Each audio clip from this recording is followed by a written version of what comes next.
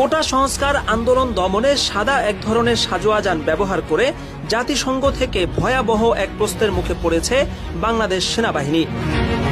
Armoured personal career বা সংক্ষেপে APC নামে পরিচিত এসব সাজোয়াজান সাধারণত বড় ধরনের যুদ্ধ এবং ভয়াবহ সামরিক আক্রমণের মধ্যে ব্যবহৃত হয়। জাতিসংঘের তরফ থেকে অত্যাধুনিক এসব সাজোয়াজান বাংলাদেশ সেনাবাহিনীকে দেওয়া হয়েছে বিভিন্ন দেশের শান্তিরক্ষা মিশনে ব্যবহারের জন্য। এগুলো কোথায়, কিভাবে, কোন পরিস্থিতিতে ব্যবহার করা যাবে সেটার পরিষ্কার একটা বিধিমালাও দেওয়া হয়েছে।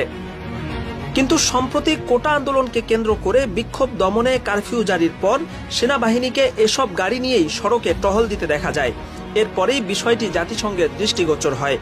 নিজ দেশের জনগণের বিক্ষোভ দমনে যেখানে বিক্ষোভকারীদের পক্ষ থেকে কোনো রকম গুলিবর্ষণেরও শঙ্কা নেই, এমন পরিস্থিতিতে এসব সাজোয়াজানের ব্যবহার দেশের সেনাবাহিনীর শান্তিরক্ষা মিশনকে প্রশ্নবিদ্ধ করেছে।